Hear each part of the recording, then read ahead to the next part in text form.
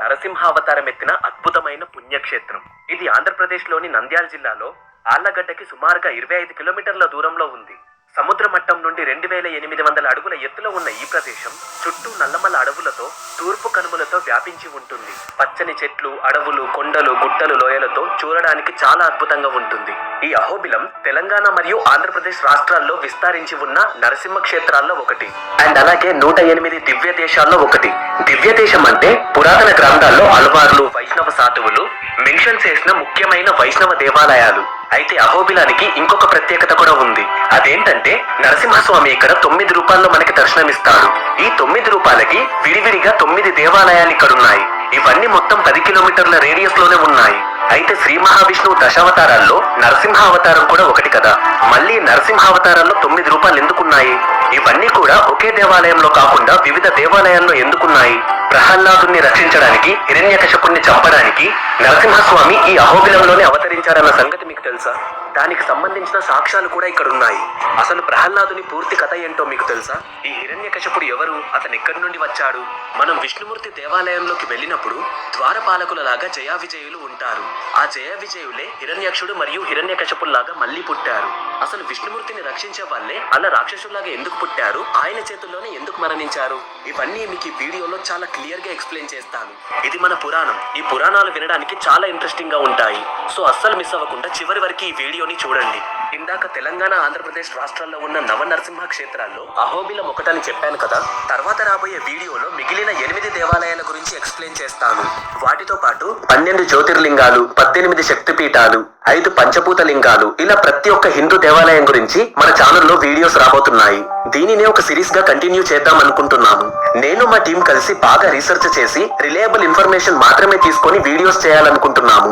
మా నాలెడ్జ్ ని మీ అందరికి షేర్ చేయాలి అనుకోవడమే మా ఉద్దేశం.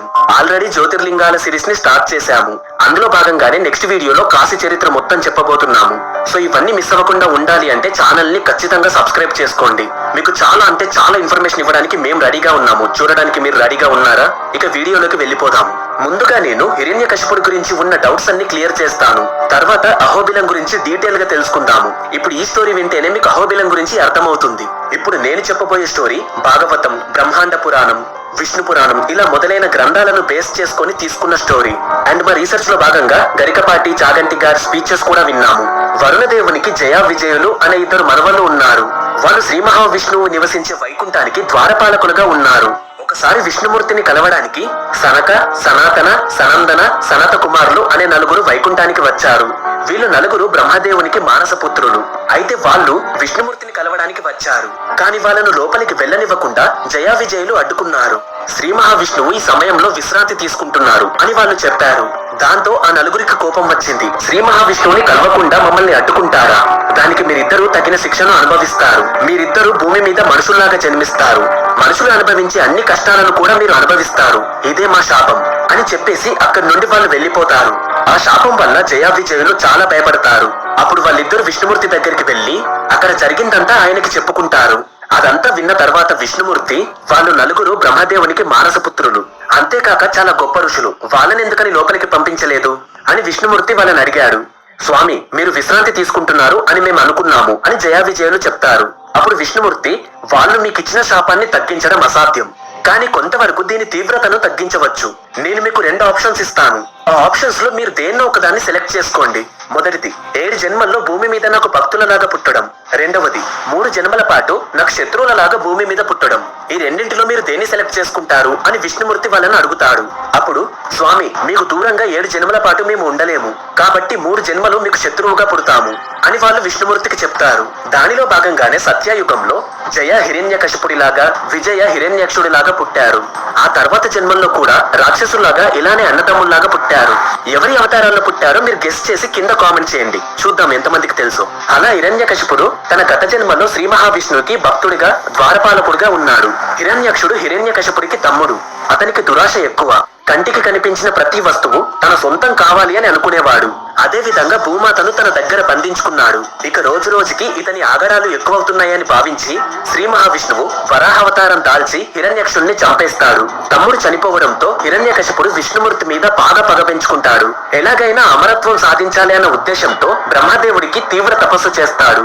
అతను ఎంత ఘోరమైన తపస్సు చేశాడంటే తపస్సు మొదలు పెట్టాక క్రిమి కీటకాలు కూడా అతని శరీరాన్ని తినేశాయి. అతని అస్థిపంజరం మాత్రమే చివరికి మిగిలిపోయింది. అయినా సరే అతను తపస్సు ఆపలేదు. అతని పుర్రె నుండి వచ్చే దుర్వాసన ప్రపంచమంతా వ్యాప్తించింది. ఇక దాన్ని తట్టుకోలేక దేవతలందరూ ఈ విషయాన్ని బ్రహ్మదేవునికి చెప్తే అప్పుడు బ్రహ్మదేవుడు హిరణ్యకశపుడి ముందు ప్రత్యక్షమయ్యాడు. ఆయన దగ్గర ఉన్న పవిత్ర జలాన్ని హిరణ్యకశపుడి పైన జల్లితే అప్పుడు ఆయన తిరిగి మళ్ళీ నార్మల్ అయ్యాడు.